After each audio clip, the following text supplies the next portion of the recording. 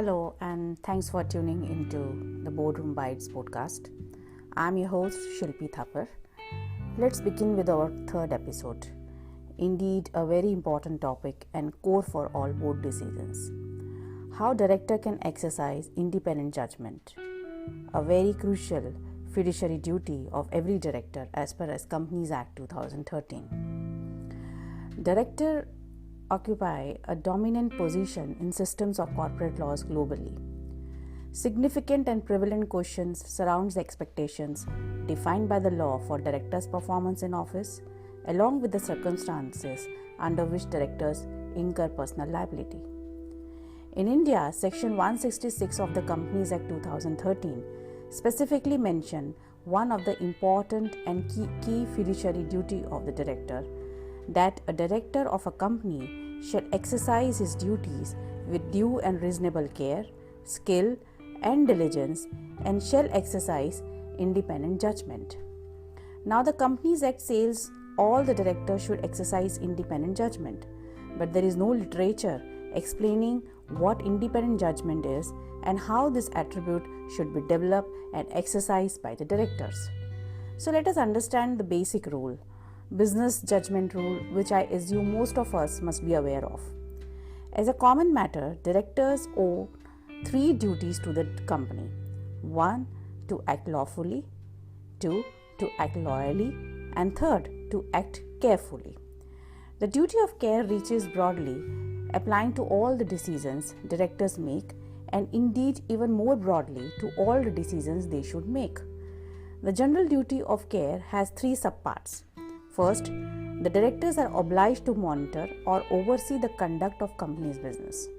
Second, the directors are under a duty of inquiry, that is, a duty to ask questions on the basis of information they receive from whatever source that reasonably gives cause for concern. And third, directors must use care in making decisions. Now, in turn, the duty to use care requires directors to be properly informed prior to making a decision.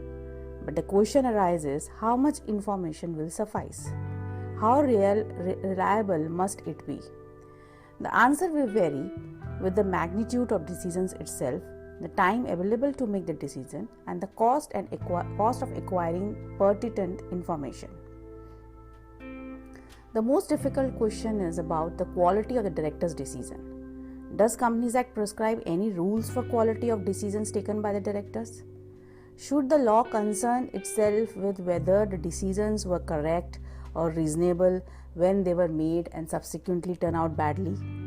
So generally, when situation goes wrong, the focus of inquiry should be on the merit of the decision, assessed as of the time it was made without the benefit of hindsight. So certain questions needs to be answered. Do directors fulfill their duty by acting carefully in making decision if most people would have made a different decision? Suppose no reasonable person would have made the decision the directors made at the time they made it. Suppose the directors themselves had the opportunity to travel back in time and make the decision afresh, would make a different decision. The response to these difficult questions is generally known as a business judgment rule. The rule, which may seem simple but has several interesting dimensions and consequences. In technical terms, the business judgment rule does two things. First, it creates a set of rebuttable presumptions. The rule creates a presumption that director had an informed basis for their act or decision, that they act in the good faith, exercising independent judgment, and that they acted with the honest belief that the action was in the company's best interest. Second, the business judgment creates a highly respectful standard of judicial review in cases for the merits or the quality of director's decision that applies unless one of the presumptions is rebutted. Now, in India, Section 166 of the Companies Act imposes the following duties on the directors of the companies. The list of duties applies to all types of directors, whether he is executive, non-executive, independent, nominee, or shadow directors. So, what are the duties? A director of a company shall act in accordance with the Articles of Association of the company. A director of the company shall act in good faith in order to promote the objects of the company for the benefits of the company as a whole and in the best interest of the stakeholders of the company. The directors of the company shall exercise his duties with due and reasonable care, skill and diligence, and shall exercise independent judgment. A director of the company shall not involve in a situation in which he may have a direct or indirect interest that conflicts or possibly may conflict with the interest of the company. A director of the company shall not receive or attempt to achieve any undue gain or advantage either to himself or to his relatives, partners, or associates, and if such director is found guilty of making any undue gain, he shall be liable to pay an amount equal to that gain to the company, that is, benefits from the third party. A director of the company shall not assign his office, and any assignment so made shall be void. Here, the most important requisite for directors by performing their duty is exercising independent judgment. It is a duty of all the directors to exercise independent judgment in relation to any exercise of his powers, and at the same time demonstrate the general knowledge, skill, and experience that may reasonably be expected of a person carrying out the functions carried out by the director in relation to the company. A lack of independent judgment sits at the core of most corporate fiascos and failures. You only have to look at the cases like Enron, Satyam to understand the implications of directors not exercising the independent judgment. Whenever there is any corporate fiasco and failures, it always leads to a question as to whether the board members exercise independent judgment and were looking closely enough to the agendas on the board table and asking the right questions about what was really going on.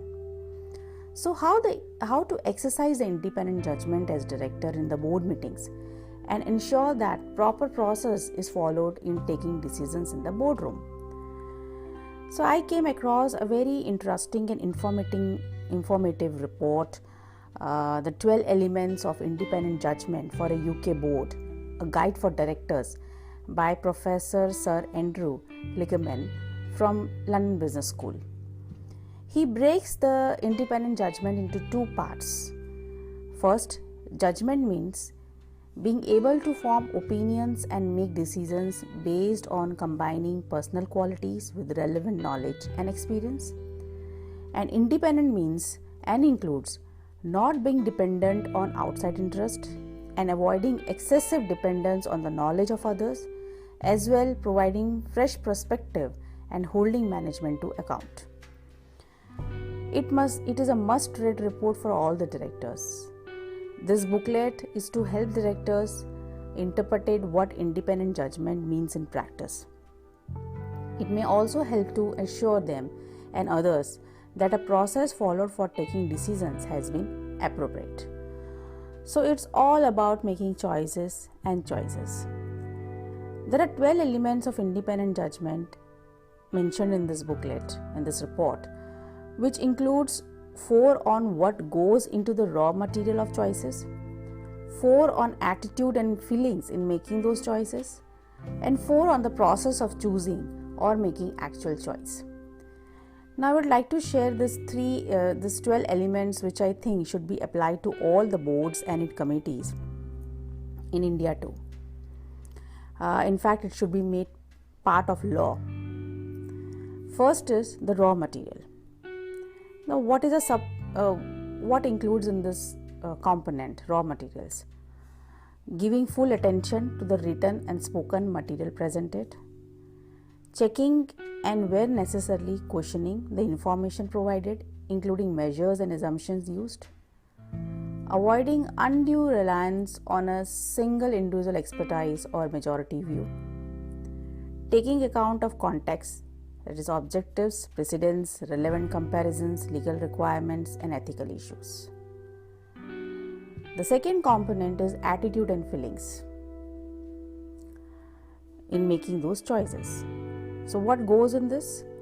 Developing an informed view based on the appropriate matter of challenge, freedom from undue influence by section interest or agendas, awareness of one's own biases, agendas, and emotions, as well as collective values such as fairness, and understanding risk and uncertainty and how to mitigate them.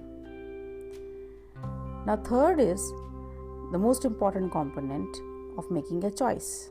How to make a decision, how to make a choice based on raw materials and attitudes and feelings.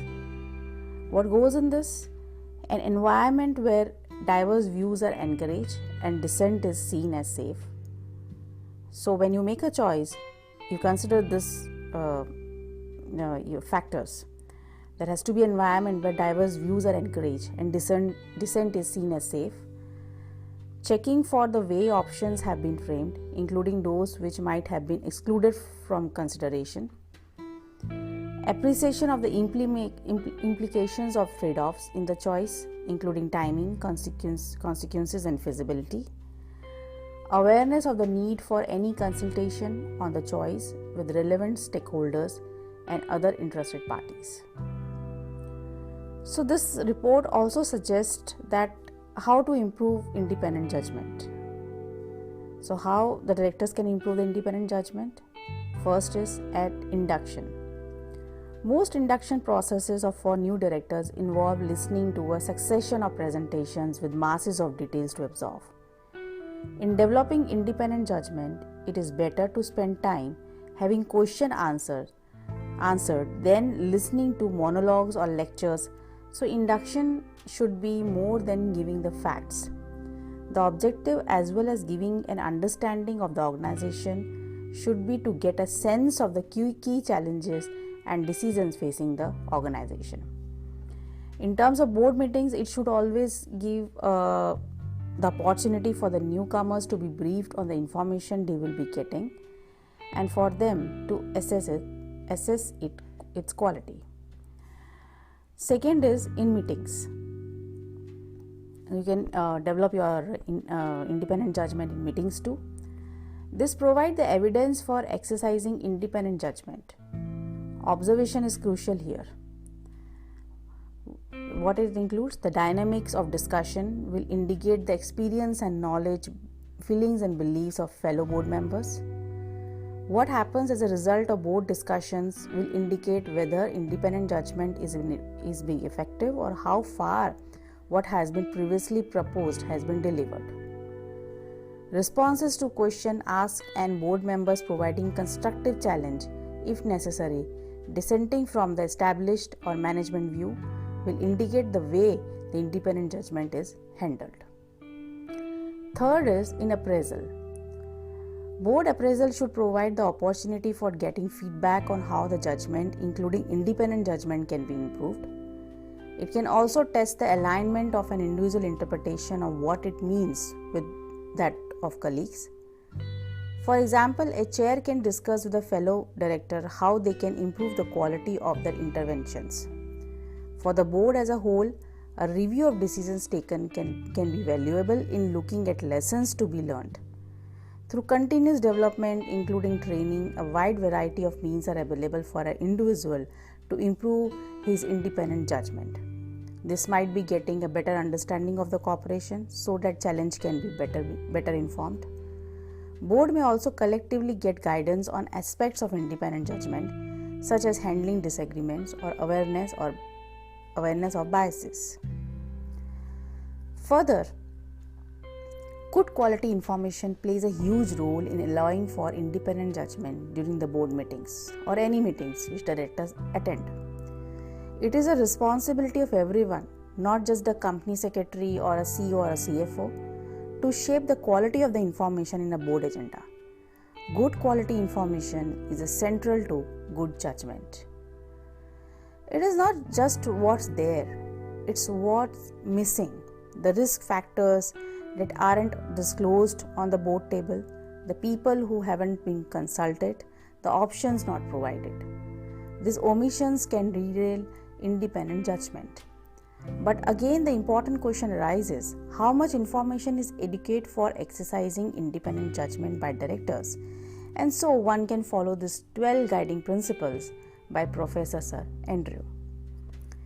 Independent judgment is not only encouraged but now expected pursuant to the prevailing law, failing which the directors may be held personally liable. If a serious breach has been committed, this may incur criminal liability or result in the directors being barred from the office. However, the exercise of the same should be very much within the boundaries of healthy debates at board meetings. The dissenting director needs to be very careful if he chooses to take the battle outside such forum. So develop your independent judgment skill, which I think is very important to face any situation at professional and personal front. It's all about choices we make. Hope you will find this episode useful. Please review and share. So till next time, goodbye and thank you.